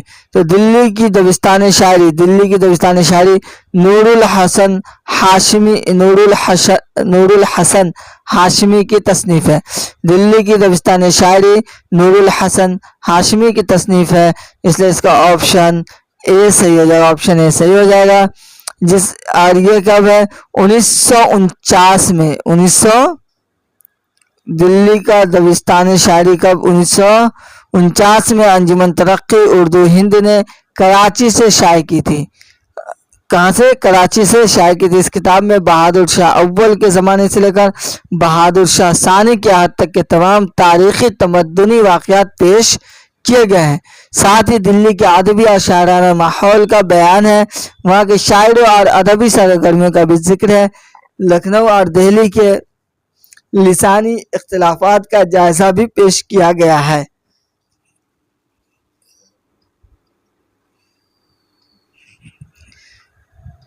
ان میں سے کون سا افسانوی مجموعہ پریم چند کا نہیں ہے؟ واردات، آخری تحفہ، نظارے زادِ راہ۔ چلیے افسانوی مجموعہ نظارے پریم چند کا نہیں ہے، کون سا؟ یہ نظارے پریم چند کا نہیں ہے، اس لیے آپشن سی سے ہو جائے گا۔ نظارے پریم چند کا نہیں ہے، کس کا ہے؟ کرشن چند کا۔ نظارے کس کا افسانوی مجموعہ ہے؟ کرشن چند کا ہے۔ اچھا، کرشن چند کا یہ دوسرا افسانوی مجموعہ، کون سا افسانوی مجموعہ ہے؟ دوسرا افسانوی مجموعہ، جس میں وہ رومان کے ساتھ ساتھ حقیقت نگاری کی طرف متوجہ ہوئے ہیں۔ چلیے اگلا سوال آپ کے اسکرین پر ہے کہ ہندوستان میں ترقی پسند تحریک کے پہلے اجلاس کا خطبہ کس نے دیا تھا؟ آپشن اے Pandit Jawaharlal Nehru, option B Sajjad Zaheer, option C Iqbal, option D Premchand. تو ہندوستان میں ترقی پسند تحریک کے پہلے اجلاس کا خطبہ پریم چند نے دیا تھا۔ کس نے دیا تھا؟ پریم چند، اس لیے آپشن ڈی صحیح ہو جائے گا، آپشن ڈی اس کا صحیح ہو جائے گا۔ کب ہوا تھا یہ ترقی پسند تحریک کا اجلاس؟ 1936 میں، اور اس اجلاس کے جو ہے صدر جو تھے یہ منشی پریم چند ہی تھے۔ ترقی پسند تحریک کی پہلی کل ہند کانفرنس کہاں ہوئی تھی؟ لکھنؤ میں ہوئی تھی۔ کہاں ہوئی تھی؟ لکھنؤ میں تھی۔ یہ بھی یاد رکھنے کی چیزیں یاد رکھیے گا آپ لوگ۔ چلیے اس کے بعد اگلا سوال جو ہے آپ کی اسکرین پر 51 نمبر کا، علی گڑھ تحریک کس صدی کی تحریک ہے؟ 17ویں صدی، 18ویں صدی، 19ویں صدی، 20ویں صدی۔ تو علی گڑھ تحریک جو ہے 19ویں صدی کی تحریک ہے۔ کون سی صدی کی؟ 19ویں صدی کی تحریک ہے، اس لیے اس کا آپشن سی صحیح ہو جائے گا۔ اچھا، ایک چیز یاد رکھنے کی ہے، سمجھنے کی ہے کہ 17ویں صدی، 18ویں صدی یا 19ویں صدی یا 20ویں صدی، کیسے ہم کہہ سکتے ہیں کہ 19ویں صدی ہے یا 20ویں صدی ہے یا 18ویں ہے یا 19ویں ہے؟ تو دیکھیں ابھی ہم لوگ کس سال میں زندگی گزار رہے ہیں؟ ابھی حال میں کون سا چل رہا ہے؟ 2023 چل رہا ہے۔ حال کون سا چل رہا ہے؟ 2023 سال چل رہا ہے۔ تو دیکھیں جو پہلا بائیں طرف سے جو پہلا 2 ڈیجٹ ہوگا، جو 2 نمبر ہوگا، اس 2 نمبر میں ایک ہم جوڑ دیں گے۔ کیا کر دیں گے؟ 1 پلس کر دیں گے۔ تو کیا آ جائے گا؟ اگر 20 میں 1 جوڑیں گے تو 21، تو سمجھ لیں ہم 21ویں صدی میں۔ اگر 17ویں صدی ہے تو سمجھ جائے کہ 1600 کچھ رہا ہوگا، 1670، 80، 1601، 1602 یا کچھ بھی رہا ہوگا، تو 16 میں 1 جوڑ کر کے 17ویں صدی بنا دی گئی ہوگی۔ تو مجھے لگا آپ کی اسکرین پہ لاجونتی کس کا مشہور افسانہ ہے؟ لاجونتی کس کا مشہور افسانہ ہے؟ کرشن چند کا، بیدی کا، پریم چند کا، اس میں چغتائی کا۔ تو لاجونتی جو ہے راجندر سنگھ بیدی کا افسانہ ہے۔ کس کا ہے؟ راجندر سنگھ بیدی کا، اس لیے آپشن بی اس کا صحیح ہو جائے گا۔ یہ تقسیم ہند بر صغیر کی تاریخ کا وہ باب ہے جسے تقریباً سبھی افسانہ نگاروں نے اپنے افسانے کا موضوع بنایا۔ افسانہ لاجونتی بھی اس کی بہترین مثال ہے۔ راجندر سنگھ بیدی کی کہانیاں رومانی نہ ہو کر حقیقت پسندانہ ہوتی ہے، ان کو کہانی کی تعمیر کا فن آتا ہے۔ چلیے اب اگلا سوال آپ کی اسکرین پر ہے، غزل کو نیم وحشی صنف سخن کس نے کہا؟ غزل کو نیم وحشی صنف سخن کس نے کہا تھا؟ آپشن اے کلیم الدین احمد، آپشن بی عظمت اللہ خان، آپشن سی مولانا حالی، آپشن ڈی علامہ سرور۔ تو तो दोस्तों गजल को नीम वहशी सिनफ सुखन कलीमुद्दीन अहमद ने कहा। किसने कहा? कलीमुद्दीन अहमद। ऑप्शन ए इसका सही हो जाएगा। उन्होंने अपनी तनकीदी किताब उर्दू शायरी पर एक नज़र, उनकी तनकीदी किताब, उन्होंने कौन सी तनकीदी किताब? उर्दू शायरी पर एक नज़र, पर एक नज़र, उर्दू शायरी पर एक नज़र, उनकी तनकीदी किताब थी उर्दू शायरी पर एक नज़र, उर्दू एक नज़र। उसी में उर्दू गज़ल से मुतालिक ये जुमला लिखा है। उसकी इशाअत के बाद अदबी हलकों में काफ़ी हंगामा हुआ, लेकिन कलीमुद्दीन अहमद बेनियाज़ी से आगे बढ़ गया। उन्होंने कहा, उन्होंने हमेशा उर्दू अदब का मगरबी अदब से मुकाबला किया और उर्दू अदब में उन्हें खामियां नजर आई। तो गज़ल क्या नीम वहशी सिनफ सुखन किसने कहा था? कलीम अहमद ने। ये बहुत अहम सवाल है, इसको याद रखने की जरूरत है। चलिए, सरो सनोबर और शमशाद की तशबीह किससे दी जाती है? सरो सनोबर और शमशाद की तस्वीर किससे दी जाती है? खाल से, बिजुल्फ से, सिरुखसात से, दिक्कत से। तो सनोबर और शमशाद को उर्दू शायरी में आमतौर पर माशूक के कद से तशबीह दी जाती है। किससे? माशूक के कद से। इसका ऑप्शन डी सही हो जाएगा। ये तीनों दरख्त हैं, सनोबर और शमशाद, तीनों दरख्त हैं जो खासा तवील, खासा क्या होते हैं? तवील और सीधे होते हैं, मतलब लंबे और सीधे होते हैं। उर्दू की दक्कनी शायरी में कुली कुतुब शाह के एक शेर का एक मिसरा, सरो कद्र नारी उतारी दसे, से भी इस बात के शवाहिद मिलते हैं कि उर्दू शायरी में उनका इस्तेमाल काफी कदीम है। चलिए, अगला सवाल आपके स्क्रीन पर है। गौतम नीलंबर किस नावल का किरदार है? गौतम नीलंबर किस नावल का किरदार है? इसका ऑप्शन ए जो है मैदान अमल, ऑप्शन ए मैदान अमल, ऑप्शन बी शिकस्त, ऑप्शन सी काले जहादराज, ऑप्शन डी आग का दरिया। तो गौतम नीलंबर जो है वो आग का दरिया का किरदार है। किसका? आग का दरिया का, इसलिए उसका ऑप्शन डी सही हो जाएगा। ये जो है 1859 में कुर्रतुल क्या है, आग का दरिया जो है 1959 में मंजर आम पर आया था। ये कुर्रतुल ऐन हैदर का क्या है, नाविल है। कुर्रतुल ऐन हैदर किया ये नाविल है। ये नाविल अपने अंदर हिंदुस्तान की 2500 साल तहजीब और तमद्दुन को समोए हुए है। ये नाविल चंद्रगुप्त मौर्य खानदान के दौरे हुकूमत, अवध के नवाबान के जवाल और अंग्रेजी हुकूमत के तसल्लुत से तक़सीम हिंद के वाक़यात, फसादात, हिजरत और हिंदो पाक की तहजीबी और समाजी जिंदगी का अहाता करता है। शेर शोर अंगेज की शायर के कलाम की शरह है। शेर शोर अंगेज की शायर के कलाम की शरह सौदा मीर मोमिन गालिब। तो शेर शोर अंगेज मीर तकी मीर के कलाम की शरह है। किसके? मीर तकी मीर के, इसलिए इसका ऑप्शन बी सही हो जाएगा। शेर शोर अंगेज के मुसन्निफ जो है शमशुर रहमान फारूकी है। शमशुर रहमान फारूकी ने तफहीम का सिलसिला शुरू किया और उन्हें मज़ामीन की शक्ल में शाये करते रहे। ये किताब 4 जिल्दों पर मुश्तमिल है। कितनी जिल्दों पर मुश्तमिल है? 4 जिल्दों पर मुश्तमिल है। वाहिद किताब है जिसमें इतनी तफसील से मीर की शेरी मिजाज, लहजा, फिक्री आहंग, ज़बानो बयान, इजहार और मुख्तलिफ जहतों का जायजा लिया गया है। दक्कनी शोरा में 12 प्यारियों का आशिक कौन था? Option A वजदी, option B Junaidi, option C गव्वासी, option D Mohammad कुली कुतुब शाह। तो दक्कनी शोरा में 12 प्यारों का आशिक मोहम्मद कुली कुतुब शाह था। इसलिए ऑप्शन डी इसका सही हो जाएगा। यह अपने हाथ का बहुत बड़ा शायर था। उर्दू शेर व अदब के अलावा इसे फन तामीर, खुशनवैसी और मकामी ज़बान और तहजीब से भी दिलचस्पी थी। अगला सवाल आपकी स्क्रीन में, सिंध में उर्दू की इब्तिदा का नजरिया किसने पेश किया? सिंध में उर्दू की इब्तिदा का नजरिया किसने पेश किया? सैयद सुलेमान नदवी, बी महमूद शेलानी, सी नसरुद्दीन हाशमी, डी मसूद हुसैन खान। तो सिंध में उर्दू की इब्तिदा का नजरिया सैयद सुलेमान नदवी ने पेश किया था, इसलिए ऑप्शन ए सही हो जाएगा। सिंध में उर्दू की इब्तिदा का नजरिया सैयद सुलेमान नदवी ने पेश किया था। सिंध में اردو کی ابتدا کا نظریہ کس نے پیش کیا تھا؟ سید سلیمان ندوی نے پیش کیا تھا۔ انہوں نے اپنی کتاب نقوش سلیمان میں دعویٰ کیا ہے کہ اردو کے ابتدائی نقوش مسلمانوں کی فتح سندھ کے بعد سے ہی ملتے ہیں کہ وہاں ایک جوان تھا پرسورام نام، خوش اندام، خوش قامت و خوش خرام۔ اس شعر میں کون سی صنعت ہے؟ شعر میں کون سی صنعت ہے؟ تو آپشن اے ترسے، آپشن بی حسن تعلیم، آپشن سی تجنیس تام، آپشن ڈی تنسیق الصفات۔ تو اس شعر میں تنسیق الصفات کی صنعت استعمال ہوئی، کس کی ہے؟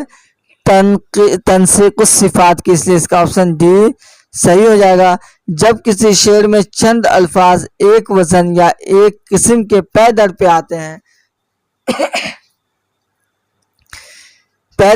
ہیں تو ایک خاص لطف پیدا ہوتا ہے۔ بالفاظ دیگر اگر کسی چیز کا ذکر اس کی صفات کے ساتھ کیا جائے، خواہ یہ صفات خوبی کی ہو یا بڑائی کی، تو اس صنعت کو تنسیق الصفات کا نام دیا جاتا ہے۔ مذکورہ شعر اس صنعت کی خوبصورت مثال ہے۔ اردو کی کلاسیکی شاعری میں ان شعری صنعتوں کے استعمال پر خاص توجہ دی گئی ہے، اس لیے اس کا آپشن ڈی صحیح ہوگا، تنسیق الصفات۔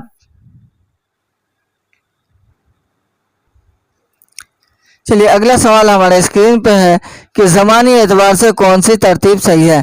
آپشن اے ناول، داستان، رپورتاژ، مختصر افسانہ، آپشن بی داستان، رپورتاژ، مختصر افسانہ، ناول، آپشن سی داستان، ناول، رپورتاژ، مختصر افسانہ، آپشن ڈی داستان، ناول، مختصر افسانہ، رپورتاژ۔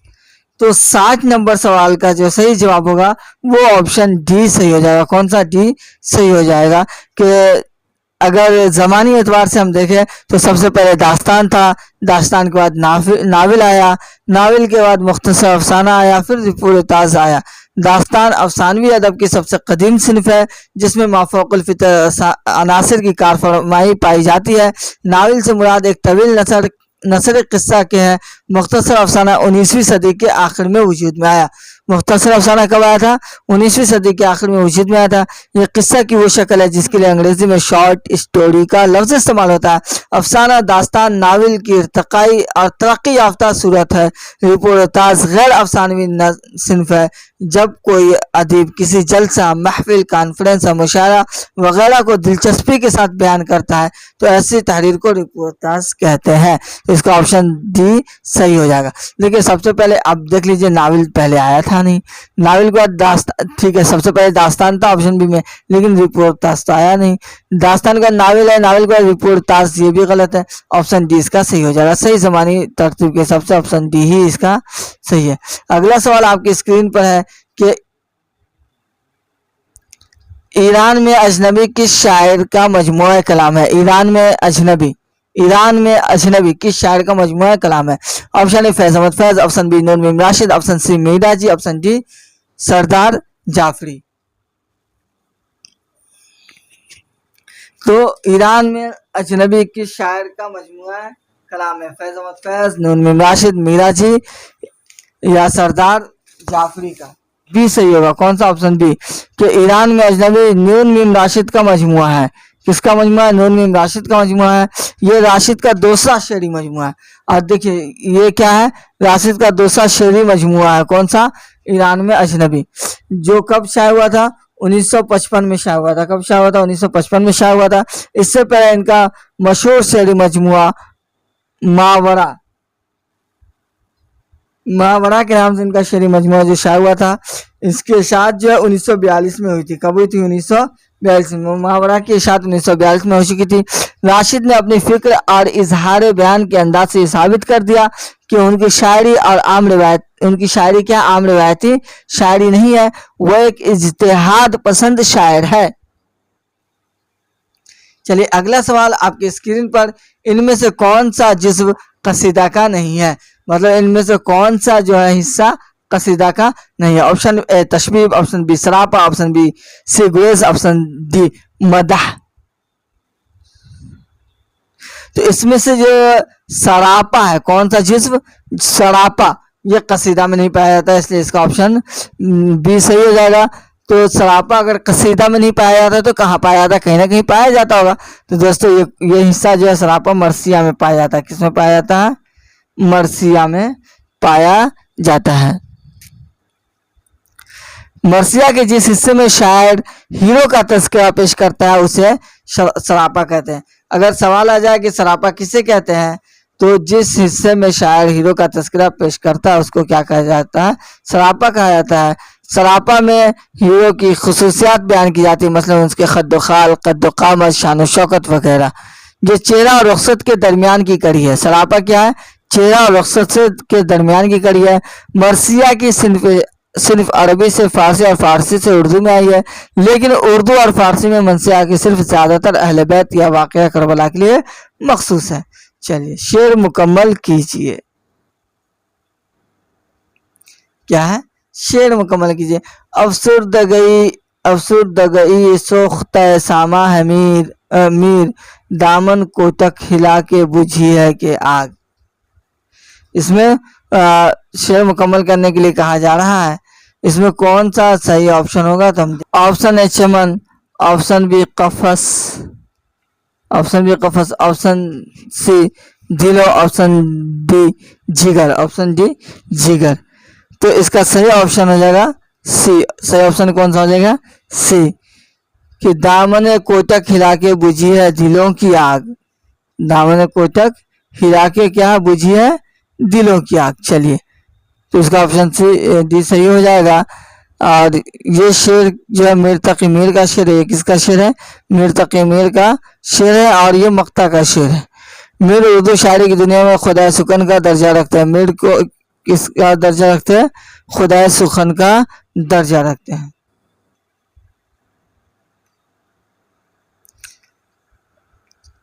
ان میں حیات اللہ انصاری کا ناول کون ہے؟ حیات اللہ انصاری کا اداس نسل ہے، لہو کے پھول، علی پور کا ایلی، تلاش بہارا۔ تو لہو کے پھول حیات اللہ انصاری کا ناول ہے۔ لہو کے پھول کس کا؟ کون سا حیات اللہ انصاری کا؟ لہو کے پھول، اس لیے اس کا آپشن بی صحیح ہو جائے گا۔ وہ ایک ممتاز ناول نویس ہے۔ 1969 میں شائع ہونے والا ان کا یہ ناول آزادی کی تاریخ پر مبنی ہے۔ یہ لہو کے پھول جو ہے 1969 میں شائع ہوا تھا۔ کب شائع ہوا تھا؟ 1969 میں شائع ہوا تھا، اور یہ 5 جلدوں پر مشتمل ہے۔ کتنی جلدوں پر مشتمل ہے؟ 5 جلدوں پر مشتمل ہے۔ انہوں نے اس کے علاوہ مدار اور گھروندہ کے نام سے 2 اور ناول لکھے۔ کس کے؟ مدار اور گھروندہ کے نام سے 2 اور ناول انہوں نے لکھے ہیں، لیکن جو شہرت مذکورہ ناول سے حاصل ہوئی ہے وہ کسی اور کو نہ مل سکی۔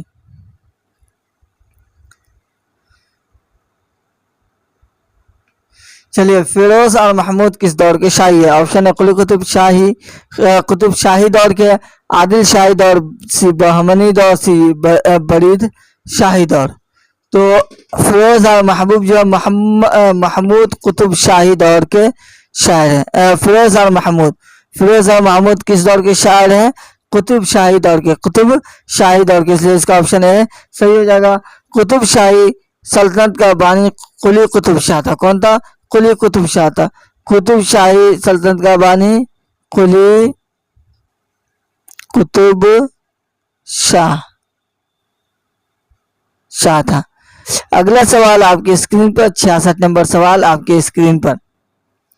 اردو میں منظوم ڈراموں کی شروعات کس نے کی؟ اردو میں منظوم ڈراموں کی شروعات کس نے کی؟ عظمت اللہ خان، بی عابد حسین، سی آغا اشر، سی شرر لکھنوی۔ تو اردو میں منظوم ڈراموں کی شروعات عابد حسین سے ہوئی ہے۔ کس سے ہوئی ہے؟ عابد حسین سے۔ ڈاکٹر عابد حسین اردو کے نامور ڈرامہ نگار ہیں۔ انہوں نے منظوم ڈرامہ نویسی سے اردو ادب کو روشناس کرایا۔ ان کے ڈراموں میں پردہ غفلت، شریر لڑکا، حساب اور رمان، معدے کا مریض اور فاؤسٹ کا ترجمہ قابل ذکر ہے۔ پردہ غفلت ان کا شاہکار ڈرامہ ہے۔ یہ ڈرامہ 1925 میں جرمنی میں شائع ہوا۔ پردہ غفلت 1925 میں جرمنی میں شائع ہوا۔ اردو غزل کو بے وقت کی راگنی کس نے کہا؟ آپشن اے کلیم الدین احمد، آپشن بی جوش ملیح آبادی، آپشن سی حالی، آپشن ڈی مولانا آزاد۔ تو اردو غزل کو بے وقت کی راگنی کہنے والے مولانا الطاف حسین حالی ہے. کون ہے؟ الطاف حسین حالی. اس لیے اس کا آپشن سی صحیح ہو جائے گا. مولانا الطاف حسین حالی نے اپنی تنقیدی کتاب مقدمہ شعر و شاعری میں غزل کے متعلق کافی کچھ لکھا ہے اور اس کی اصلاح کی بھی کوشش کی ہے. کیا مثنوی امن نامہ کس کی تخلیق ہے؟ فراق گورکھپوری، سردار جعفری، گوپی ناتھ امن اور آپشن ڈی جانثار. تو دیکھیے ایسا نہ ہو کہ آپ سمجھ لیجیے کہ گوپی ناتھ امن ہے تو اسی کی تخلیق ہو سکتی ہے مثنوی امن نامہ، تو یہ غلط ہو جائے گا. مثنوی امن نامہ جو جانثار اختر کی تخلیق ہے، کس کی ہے؟ جانثار اختر کی تخلیق ہے. آپشن ڈی صحیح ہو جائے گا. جانثار اختر 1914 میں پیدا ہوئے تھے. کب پیدا ہوئے تھے؟ 1914 میں پیدا ہوئے تھے. ان کا شمار اردو ادب کے مشہور ترقی پسند شاعروں میں ہوتا ہے.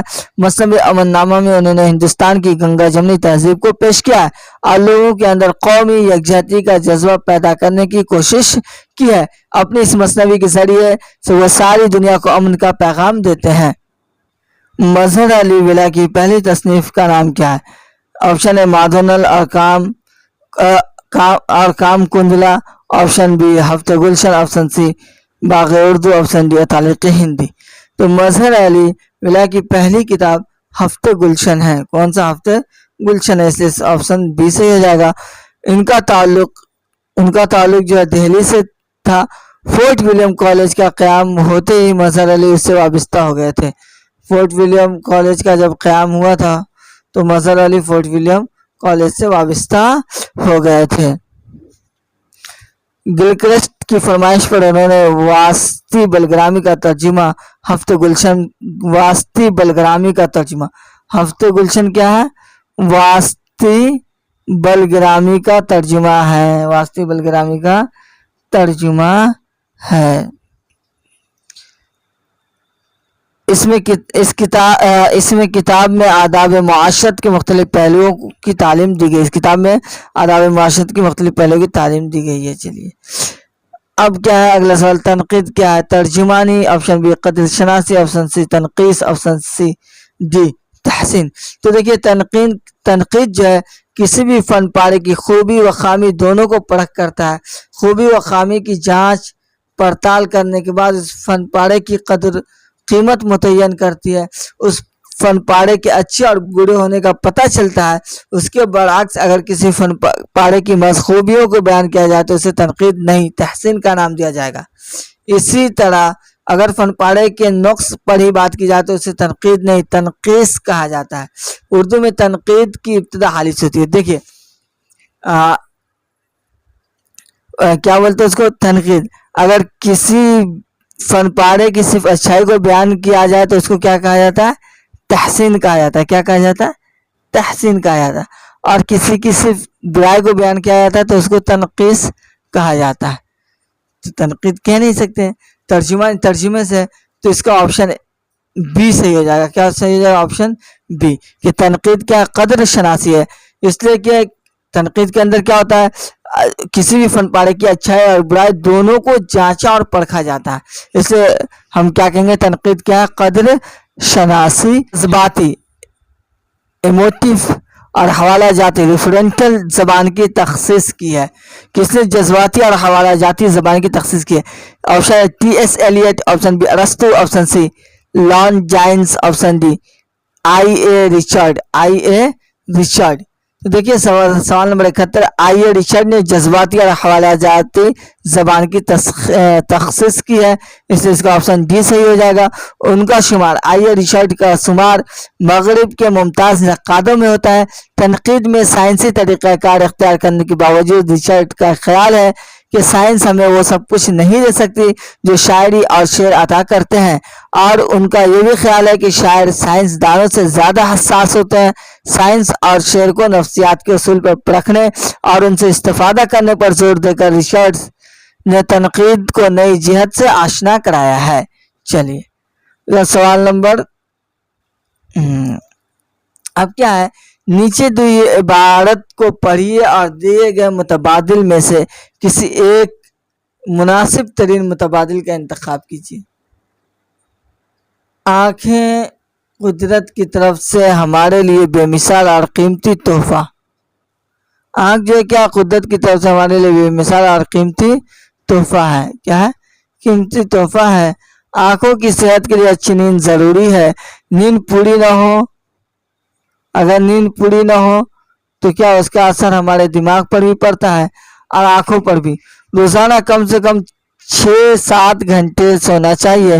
نیند پوری ہو جائے تو جسم اور آنکھ دونوں کی تکان دور ہو جاتی ہے. لکھتے پڑھتے اور ٹیلی ویژن دیکھتے وقت ہمیں اپنی آنکھ کی طرف خاص طور پر دھیان دینا چاہیے. اس طرح لیٹ کر کے پڑھنا بھی اچھا نہیں ہوتا. اس سے آنکھوں میں تناؤ پیدا ہوتا ہے. نامناسب غذا آنکھوں کو بہت نقصان پہنچاتی ہے. کھٹی مرچ، مسالے والی اور تلی ہوئی چیزیں بھی آنکھوں کو نقصان پہنچاتی ہے. آنکھوں کی حفاظت اور صحت کے لیے سورج کی روشنی بہت ضروری ہے. سورج کی کرنوں میں آنکھوں کی بیماری سے بچانے کی طاقت کیا ہے؟ روزانہ کتنے گھنٹے سونا چاہیے؟ اب ہمارے روزانہ کتنے گھنٹے سونا چاہیے؟ آپشن اے 7 سے 8 گھنٹے، آپشن بی 6 سے 7 گھنٹے، آپشن ڈی 10 سے 12، آپشن ڈی 3 سے 4. تو اس کا صحیح آپشن بی ہے، 6 سے 7 گھنٹے ہمیں روزانہ سونی چاہیے. اس کی زیادتی نقصان دہ. زیادہ سونے سے سستی پیدا ہوگی. عمر کے مختلف ادوار کے اعتبار سے انسان کو نیند کی مختلف مقدار درکار ہوتی ہے. چلیے اس کو ابھی دیکھنے کی ضرورت یہاں پہ نہیں ہے کہ کس عمر میں کتنا سونا ہے، نہیں سونا ہے، لیکن ہمیں کم سے کم 6 سے 7 گھنٹے ابھی سونے چاہیے تاکہ ہمارے جو ہے ذہن و دماغ، جسم وغیرہ تمام چیزیں کی جو تکان دور ہو جائے. اگلا سوال آپ کے سامنے، اپنی آنکھوں پر خاص طور پر کب دھیان دینا چاہیے؟ آپشن لکھتے پڑھتے اور ٹیلی ویژن دیکھتے وقت، کھانا کھاتے اور پڑھتے وقت، ٹی وی دیکھتے اور ریڈیو سنتے وقت، سلائی بنائی کرتے وقت اور لکھتے وقت. تو دیکھیے ہمیں لکھتے پڑھتے اور ٹیلی ویژن دیکھتے وقت اپنی آنکھوں پر خاص دھیان دینا چاہیے. اس لیے اس کا آپشن اے صحیح ہو جائے گا. لکھتے پڑھتے اور ٹیلی ویژن دیکھتے وقت آپشن اے صحیح ہو جائے گا.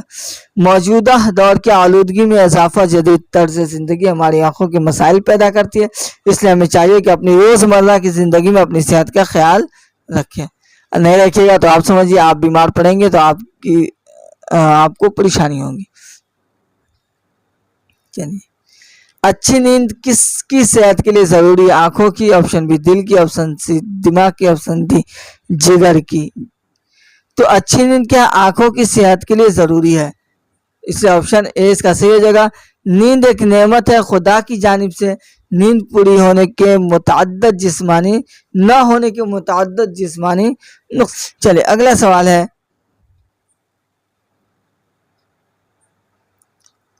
جسم اور آنکھوں کی تھکان کیسے دور ہوتی ہے؟ اچھی غذا سے، نیند پوری ہونے سے، مساج کرنے سے، اچھی کتاب پڑھنے سے. تو نیند پوری ہو جانے سے جسم اور آنکھوں کی تھکان کیا دوری ہو جاتی ہے. اس لیے آپشن بی اس کا صحیح ہے. آپشن بی کیا ہو جائے گا؟ صحیح ہو جائے گا. بدن کو آرام اور سکون پہنچانے کا ایک بہترین طریقہ کیا ہے؟ نیند ہے. چلیے اگلا سوال آپ کی اسکرین پر، کون سی غذا آنکھوں کو نقصان پہنچاتی ہے؟ کون سی غذا آنکھوں کو نقصان پہنچاتی ہے؟ آپشن اے غیر مقوی غذا، آپشن بی نامناسب غذا، آپشن سی مسالے دار غذا، آپشن ڈی زیادہ نمک والی غذا. تو کیا بولتے ہیں، مسالے دار غذا جو ہے وہ آنکھوں کو نقصان پہنچاتی ہے. کون سی؟ مسالے دار. اس لیے آپشن سی اس کا صحیح ہو جائے گا کہ مسالے دار غذا آنکھوں کو نقصان پہنچاتی ہے. آنکھوں کی حفاظت کے لیے ہمیں سبز پتوں والی سبزیاں، دودھ اور مناسب غذا جن میں وٹامن اور ضروری اجزاء شامل ہیں ان کا استعمال کرنا چاہیے. چلیے اگلا سوال آپ کی اسکرین پر، روشنی کی جمع کیا ہے؟ روشنی کی جمع کیا؟ روشنیوں، روشنائیاں، روشنیوں، روشنائیاں، یا روشنیاتوں، یا روشنیاتین. تو روشنی کی جمع کیا؟ روشنیوں. آپشن اے اس کا صحیح ہو جائے گا. یہ فارسی کا لفظ ہے جس کے معنی اجالا، نور، رونق وغیرہ کے ہیں. لفظ روشنی پہلی بار 1611 میں کلیات قطب شاہ میں ملتا ہے. کس کی کلیات میں ملتا ہے؟ قطب شاہ کی کلیات میں ملتا ہے. چلیے اگلا سوال آپ کی اسکرین پر، آنکھوں کی صحت اور حفاظت کے لیے کس کی روشنی بہت ضروری ہے؟ آپشن اے سورج کی، آپشن بی چاند کی، آپشن سی لیمپ کی، آپشن ڈی موم بتی کی. تو آنکھوں کی صحت اور حفاظت کے لیے جو ہے आंखों की सेहत और हिफाजत के लिए जो है सूरज की रोशनी बहुत ज़रूरी है। किसकी? सूरज की, इसलिए उसका ऑप्शन ए सही हो जाएगा। सूरज की किरणों में आंखों को बीमारी से बचाने की ताकत होती है। अगला सवाल आपकी स्क्रीन पर, आंखों में तनाव क्यों पैदा होता है? आंखों में तनाव क्यों पैदा होता है? ऑप्शन ए लेट कर पढ़ने से, ऑप्शन बी देर तक पढ़ने से, ऑप्शन सी कम रोशनी में पढ़ने से, ऑप्शन डी झुक कर पढ़ने से। तो आंखों में जो तनाव है ये लेट कर पढ़ने से पैदा होता है। कब होता है? लेट कर पढ़ने से, इसलिए इसका ऑप्शन ए सही हो जाएगा। ऐसा करने से, लेट करके जब पढ़ते तो आंखों पर बहुत मेहनत पड़ती है, बाद में ऐसा आंख की बीनाई का मसला भी पेश आ सकता है। आज के इस वीडियो का आखिरी सवाल, 80 सवाल, कीमती का मतजाद क्या है? कीमती का मतजाद क्या है? ऑप्शन ए सस्ता, ऑप्शन बी घटिया, ऑप्शन सी वसीद, ऑप्शन डी नाकिस। तो कीमती का मतजाद जो है वो सस्ता है। क्या है? सस्ता, इसलिए ऑप्शन ए से हो जाएगा। अरबी जबान के लफ्ज कीमती के माने उम्दा, नफीस, काबिल कदर, ज्यादा मोल वगैरह का है। दोस्तों, आखिर में आप तमाम दोस्तों से हम गुजारिश करेंगे कि अभी तक जिन्होंने हमारे YouTube चैनल को सब्सक्राइब नहीं किया वो सब्सक्राइब कर ले और साथ ही बेल आइकन का बटन दबा ले ताकि हमारी वीडियो आप तक पहुंचती रहे, और हमारे इस वीडियो को अपने दोस्तों से शेयर करें ताकि वो भी इससे फ़ायदा हासिल कर सके। अस्सलामु अलैकुम वरहमतुल्लाहि वबरकातुहू।